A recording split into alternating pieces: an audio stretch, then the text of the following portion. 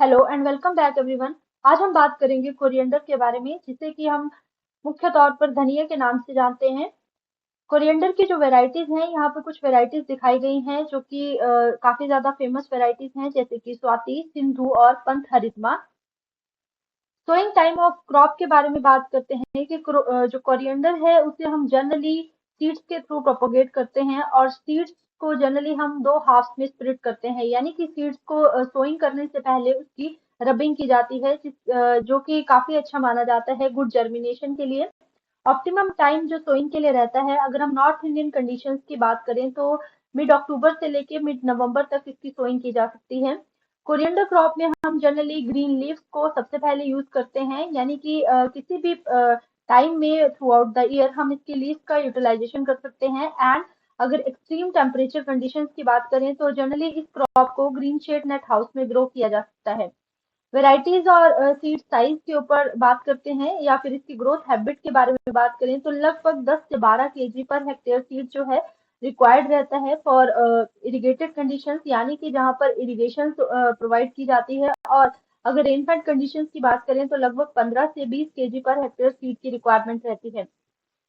तो in time की बात करें तो जैसे कि मैंने बताया कि नॉर्दर्न इंडियन कंडीशंस में मिड अक्टूबर से लेके मिड नवंबर तक इसकी सोइंग की जा सकती है। अब कुछ न्यूट्रिएंट मैनेजमेंट प्रैक्टिसेस के बारे में बात करते हैं कि क्रॉप को जनरली 10 टन पर हेक्टेयर एफवाईएम के साथ फीड कराया जाता है, और उसमें 60 केजी नाइट्रोजन, 30 केजी P2O5 और 20 केजी K2O को प्रोवाइड किया जाता है।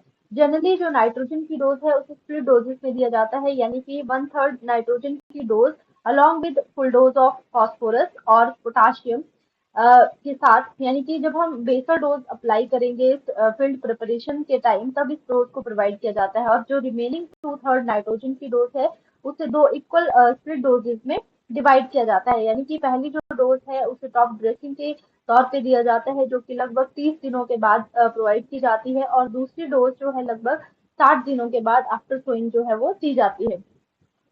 हार्वेस्टिंग और यील्ड के बारे में बात करते हैं कि एक अच्छी क्वालिटी सीड यील्ड की अगर बात करें, सीड यील्ड को ऑब्टेन करने के लिए लगभग हार्वेस्टिंग तब की जाएगी जब 50% सीड्स जो है वो आपके येलो हो जाएंगे।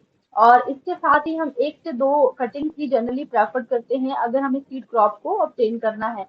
जितनी भी एक्स्ट्रा यील्ड है ग्रीन लीफ से, वो लगभग 8 से 10 क्विंटल पर हेक्टेयर पाई जाती है। क्यूमिन के बारे में बात करते हैं। क्यूमिन, जिसे कि मुख्य तौर पर जीरा के नाम से जाना जाता है, और इसका साइंटिफिक नेम है क्यूमिनम साइमिनम, और ये जनरली राजस्थान और गुजरात जैसे एरियाज में पाई जाती है, और कुछ मध्य प्रदेश, यूपी जैसे एरियाज में भी इस क्रॉप को ग्रो किया जाता है, पर generally as a rabi crop.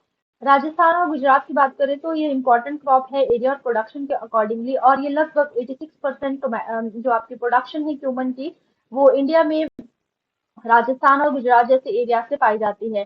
India में बात करें तो क्यूमिन लगभग 5.8 लाख हेक्टेयर एरिया ऑक्युपाई करता है, और इसकी जो टोटल प्रोडक्शन है that is more than 3 lakh tonne. Sowing time और सीड रेट की बात करें तो लगभग इसे नवंबर में सो किया जाता है, और सीड रेट 12 से 15 केजी पर हेक्टेयर रहता है। नाउ न्यूट्रिएंट और फर्टिलाइजर एप्लीकेशन के बारे में बात करते हैं, तो लगभग 10 टन कंपोस्ट पर हेक्टेयर, या फिर आप एफवाईएम को भी यूज कर सकते हैं एज अ बेसल डोज, और इसकी जो रिक्वायरमेंट है एनपीके की वो काफी कम रहती है, 25, 20 और 20 केजी पर हेक्टेयर। तमिलनाडु में बात करें तो 70, 60, 40 केजी एनपीके रिक्वायरमेंट रहती है। जो न्यूट्रिएंट की डोजेस है उसकी रिक्वायरमेंट डिपेंड करती है सॉइल टाइप के ऊपर, क्लाइमेटिक कंडीशंस के ऊपर। यहाँ पे कुछ इम्प्रूव्ड वेराइटीज बताई गई हैं: RZ19, RZ209, 223, GC1, GC2, GC3 and GC4। Harvesting और रेट के बारे में बात करते हैं तो क्यूमिन की क्रॉप को लगभग 90 से 120 दिनों में हम हार्वेस्ट कर सकते हैं।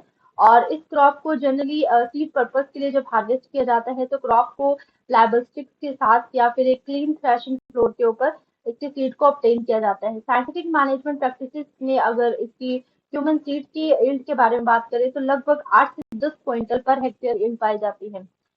फेनुग्रीक, जिसे कि मेथी के नाम से जाना जाता है, वो एक काफी अच्छी रबी सीजन की क्रॉप है, और जनरली साउथ इंडियन कंडीशन में पाई जाती है। और इसी क्रॉप को हम या तो रबी सीजन में ग्रो करते हैं या फिर रेनी सीजन में। ड्राई वेदर अगर इस क्रॉप की मैच्योरिटी के टाइम पाया जाता है तो वो काफी अच्छा वेदर रहता है, जिसमें हम सीड की यील्ड को अच्छे से ऑब्टेन कर सकते हैं। ज्यादातर वाइडर अडेप्टेबिलिटी की बात करें तो इस क्रॉप को ट्रॉपिकल और टेम्परेट दोनों एरिया में ग्रो किया जा सकता है। यानी कि इस क्रॉप की रिक्वायरमेंट है सॉइल्स को लेके, वहां पर good sandy loam soils along with clayey loam soils भी प्रेफर्ड रहती हैं। और सॉइल्स में प्रॉपर ड्रेनेज कंडीशंस होनी चाहिए, सॉइल प्रॉपर लोमी सॉइल्स होनी चाहिए, और क्रॉप की जो सैलिनिटी टॉलरेंस स्टेबिलिटी है that should be about 8 to 4 रहनी चाहिए। लेकिन न्यूट्रल पीएच में बात करें न्यूट्रल सॉइल की, तो लगभग 6 से 7 पीएच इस तरह की क्रॉप को ग्रो करने के लिए बेटर मानी जाती है। और जनरली हाई यील्ड और बेटर क्वालिटी लीव्स के बारे में बात करें, क्योंकि मुख्य तौर पर इस क्रॉप को हम सबसे पहले लीफ की तरह यूज करते हैं, तो उसके लिए जनरली जो सॉइल की पीएच है वो न्यूट्रल रहनी चाहिए। देन कुछ इंपॉर्टेंट वैरायटीज के बारे में बात करते हैं। RMT1, RMT143, 305, अजमेर फेनू 1, अजमेर फेनू 2, हिसार मुक्ता, जो कि काफी इंपॉर्टेंट वैरायटीज हैं। देन गुजरात में GM1, जिसमें प्लांट्स जो है जनरली डॉट टाइप के रहते हैं और average yield 18.6 quintal per hectare पाई जाती है।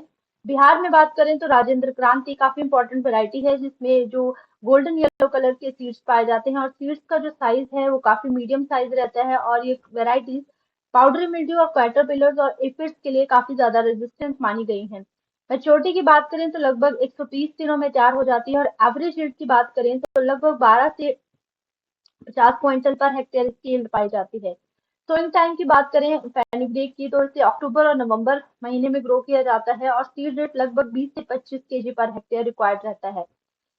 देन क्रॉप की ज्योमेट्री के बारे में बात करें, यानी कि क्रॉप को कितने प्लांटिंग डिस्टेंस पे ग्रो करना चाहिए, तो लगभग 25 बाय 10 सेंटीमीटर, और फर्टिलाइजर की रिक्वायरमेंट 60, 50 और 10 KG NPK per hectare depend करती है। तो डिपेंड करती है सॉइल टाइप और क्लाइमेटिक कंडीशंस के ऊपर।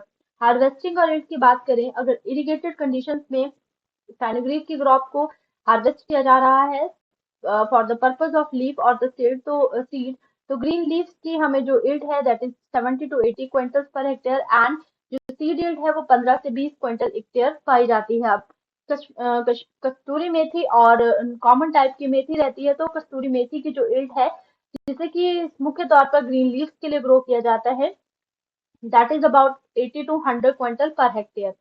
So this is all about the major seeds crop of North Indian conditions. Thank you everyone.